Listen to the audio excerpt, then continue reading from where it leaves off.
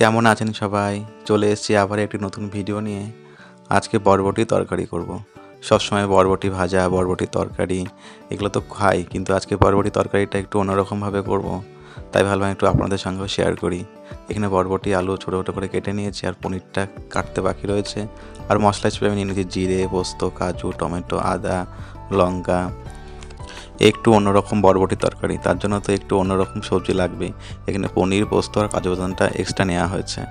অন্য সময় তো আদা জিরে দিয়ে বরবটি তরকারি করা হয়। এখানে সব সবজিগুলো হালকা করে ভেজে নেব, যেমন আলু, বরবটি এগুলো হালকা করে ভেজে নিয়ে পনিরটাও হালকা করে ভেজে নেব। আর দেখবেন সবসময় একঘেয়েমি রান্না খেতে কিন্তু আমাদের ভালোও লাগে না, তাই একটু অন্যরকম হলে বেশ ভালোই লাগে। আর এখানে মশলার জন্য টমেটো, আদা, লঙ্কা এগুলো একটু হালকা সিদ্ধ করে নেব। এই যে সব ভাজা হয়ে গেছে, আর মশলাটা এবার পেস্ট করে নেব, তাহলেই ব্যাস। আজকে আমার একটি বন্ধু দিল্লি থেকে বাড়ি ফিরছে। তার কর্মজীবন দেখতে দেখতে প্রায় 3 মাস হয়ে গেল, তাই বারবার করে ফোন করে ওদের বাড়িতে যাওয়ার জন্য বলছে। আমি বললাম যে না, রাতেবেলা তো একবার দেখা হবে, কারণ রাতেবেলা একটি বিয়ে বাড়ি যাওয়ার কথা আছে সবাই মিলে। তাই বললাম যে তখনই দেখা করবো। বললো যে না, একটিবার অন্তত আয়। তাই ভাবলাম যে এতবার করে বলছে যখন, তাহলে যাই। তাই রান্নাবান্না করে নিয়ে ওখানেই যাব। এই যে এখানে মশলাটা দিয়ে হালকা কষিয়ে নেব। যেহেতু সব সবজিগুলোই ভাজা, তার জন্য আমি এখানে বেশি তেল দিয়ে নিই। তেলের মধ্যে কালো জিরে, তেজপাতা, শুকনো লঙ্কা ফোড়ন দিয়ে মশলাটা হালকা কষিয়ে নিয়ে সব সবজিগুলো একসাথে দিয়ে দেবো। আর এটা কষিয়ে নিয়ে তারপরে হালকা একটু জল দিয়ে দেবো, তাহলেই হয়ে যাবে। আর দেখবেন যে কোনো কাজ বলুন আর চাকরি বলুন, আমরা যারা একটু পরিবারকে নিয়ে থাকতে ভালোবাসি, তাদের পক্ষে কিন্তু বাইরে জীবন কাটানো সত্যিই কষ্টকর হয়ে ওঠে। বাইরের জীবনটা সত্যি একটু অন্যরকম। না আপনি পরিচিত মুখ পাবেন, না আপনি পরিবারের মানুষকে কাছে পাবেন। বাড়িতে থেকে কোনো কিছু করার শান্তিটাই কিন্তু অন্যরকম। আর এই যে গল্প করতে করতে রান্নাটা প্রায় হয়ে এসছে। একটু চিনি দিয়ে দিলাম, আর ভাজা পনির থেকে 2-3টে পনির তুলে রেখেছিলাম, ওইগুলো গুঁড়ো গুঁড়ো করে নিয়েছিলাম, ওইগুলো নামানোর আগে দিয়ে দিলাম। এটা দিয়ে দিলে দেখতে বেশ ভালো লাগে, আর খেতেও বেশ ভালো হয়। দেখেছেন কি সুন্দর লাগছে না? আর কালারটাও কিন্তু খুব সুন্দর এসছে। রান্না বান্না হয়ে গেছে, এবার যাই একটু কাকার মেয়েকে দিয়ে আসি। আপনারা তো জানেনই, নতুন কিছু করলে আমি একা একা আর খাই না। তাই কাকার মেয়ে এসছে, ওকে একটু দিয়ে আসি, ও খেয়ে বলুক রান্নাটা কেমন হয়েছে।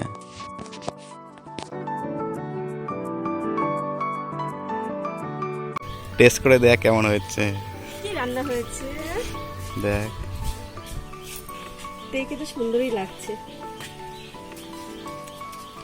ভালো লাগছে, কিন্তু খুব সুন্দর লাগছে। খাবি তো একটু? তারপর এই যে আপনারা তো শুনলেনই, রান্নাটা খুব ভালো হয়েছে। ভিডিও করছিলাম বলে ও হেসে মরে যাচ্ছিল।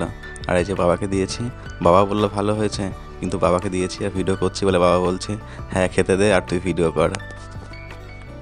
আর এই যে আজকে একটি নতুন সদস্য বাড়ি ফিরলো। কাকার মেয়ের মেয়ে হয়েছে, তাই হসপিটাল থেকে আজ বাড়ি ফিরলো। আর এই যেই ওর দিকে ক্যামেরাটা করেছি, অনেক আনতে শুরু করে দিয়েছে।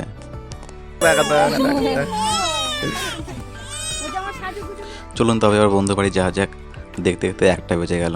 বন্ধু 12:30টার মধ্যে চলে আসার কথা, এত করে নিচে চলে এসছে। একটু আগে বৃষ্টি হচ্ছিল, ওর জন্য বেরোতে দেরি হয়ে গেল। আর চারিদিকটা দেখুন কি সুন্দর লাগছে। না, যেটা ভেবেছিলাম সেটা আর হয়নি, কারণ বন্ধু এখনও ফেরেনি। এই যে কাকু কাকিমা এখানে দাঁড়িয়ে অপেক্ষা করছে। আর ওই যে পার্থ, এটা ভাগ্নে হয়, ওরা দাঁড়িয়ে এখানে অপেক্ষা করছে ছেলেকে একদিন পর কাছ থেকে দেখবে, সেজন্য অস্থির হয়ে উঠেছে। এর জন্য বাড়ি থেকে রাস্তায় চলে এসছে, কতক্ষণে ছেলে আসবে সে অপেক্ষায় অস্থির। আর এই যে ছেলে দেখতে দেখতে প্রায় 10 মিনিট অপেক্ষা করার পরে এখন বাড়ি ফিরছে। কারণ রাস্তায় সবার সঙ্গে দেখা করতে করতে হয়তো বাড়ি ফিরছিল, কারণ ফোন করে বারবার বলা হচ্ছিলো কোথায় আছিস কোথায় আছিস। ও বলছে তো এই বন্ধুর সঙ্গে দেখা করছি, ওই বন্ধুর সঙ্গে দেখা করছি। এই যে দেখা করতে করতে একগাল হাসি নিয়ে ছেলে এখন বাড়ি ফিরেছে। ও এসেছে 9 দিনের ছুটিতে, আর এই দেখতে দেখতে 9 দিন কেটে যাবে। তাই রাস্তায় যার সঙ্গে দেখা হয়েছে তার সঙ্গে কথা বলতে বলতে বাড়ি ফিরছে। আর এই যে বাড়ির মধ্যে চলে এসেছি, বাড়ির মধ্যে এসে ও আমাকে একটি মিষ্টির প্যাকেট ধরিয়ে দিচ্ছে। এর জন্য হয়তো আসতে বলছিল। যাক ভালোই হলো, একটি মিষ্টির প্যাকেট তো পেয়ে গেলাম। আর এই যে এখন 7:30 বেজে গেছে, আমরা এখন বিয়েবাড়ি যাচ্ছি। ওই যে তখন বলছিলাম না সন্ধ্যাবেলা একটা বিয়েবাড়ি যাওয়ার কথা আছে। বিয়েবাড়ি আমরা যাচ্ছি শান্তিপুরে।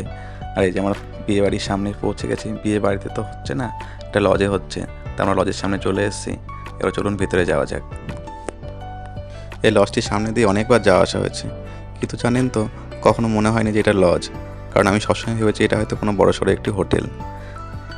আর বড়সড় হোটেল কেনই বা ভাববেন না বলুন, কারণ বাইরে থেকে দেখলে পুরোটা কাঁচ দিয়ে ঢাকা, সুতরাং তো মনেই হবে এরকম। চলুন তবে ভেতরে যাই। ভেতরে গিয়ে দাদা বৌদির সঙ্গে দেখা করে আসি, তারপরে বাইরেটা দেখাবো। আমার কিন্তু বিয়েবাড়ি বাড়িতে ভালো লাগে, কারণ লজে অতটা ভালো লাগে না। কারণ আপনি বাড়িতে যেভাবে পরিবারের মানুষজন নিয়ে আনন্দ মজা করতে পারবেন, লজে আপনি সেটা পারবেন না। লজের ভেতরটা দেখুন, খুব সুন্দর কিন্তু, আর সাজিয়েছে খুব সুন্দর করে, সত্যি দেখতে কিন্তু খুব ভালো লাগছে। আর এই দেখুন এখন 8:30 বাজে, কেউ খেতে বসেনি। যেই 9টা 9:30 বাজবে উনি সবাই খাওয়ার জন্য হাজির হবে, আর জায়গার জন্য সংগ্রাম করতে হবে। চলুন তবে এবার বাইরে যাওয়া যাক, বাইরে দেখি কী কী আইটেম রয়েছে, ওগুলো একটু খাওয়া যাক। আজ এটা বলছিলাম, অনেকে বিয়ে লজে করেন, অনেকে বাড়িতে করেন, অনেকে জায়গা না থাকার জন্য লজে করেন, সেটা মেনে নিয়ে যায়। কিন্তু অনেকে মনে করেন বাড়িতে করা মানে নোংরা হবে, ঝামেলা হবে, এর জন্য অনেকে লজে করেন। কিন্তু আপনিই বলুন, ঝামেলা হলে রোজ তো হবে না, হয়তো এক সপ্তাহের জন্য হবে, কিন্তু বাড়িতে যে আনন্দ মজা এগুলো করা যায়, সেগুলো কি আর লজে করা যায় বলুন তো? সেগুলো কিন্তু কোনো দিন আর করা যাবে না। হয়তো ওই এক সপ্তাহের জন্যই আপনার ঝামেলা হবে, কিংবা এক সপ্তাহের জন্য আপনার ঘরদোর নোংরা হবে। এই যে আমার খাওয়ার টাইম হয়ে গেছে, আমরা খেতে বসে পড়েছি। আর খেতে বসে এখানে দেখুন ভালো ভালো সব মেনু দিয়েছে, এখানে সবই মাছের আইটেম করেছে। প্রথমে দিয়ে দিচ্ছে পনির স্যাটে, পনির স্যাটে আজকে আমি প্রথম খাচ্ছি, বেশ ভালো হয়েছে। আর এই যে ওই দিয়ে দেখেছেন সব লাইন দাঁড়িয়েছে, এতক্ষণ সব গল্প করছিল, ঘুরে বেড়াচ্ছিলো, কেউ খেতে বসেনি। যেই 9টা 9:30 বাজতে শুরু করেছে উনি সব খাওয়ার জন্য এখন লাইন জুড়ে দিয়েছে। ব্যাস আমাদের খাওয়া দাওয়া হয়ে গেছে, এবার কিছুক্ষণ গল্প করে বাড়ি ফেরার পালা। আজ তবে এইটুকুই, আবার দেখা হবে নতুন একটা ভিডিওতে। ততক্ষণ ভালো থাকবেন, সুস্থ থাকবেন। আর ভিডিওটা কেমন লাগলো অবশ্যই জানাবেন, ভালো লাগলে অবশ্যই একটা লাইক করে দেবেন।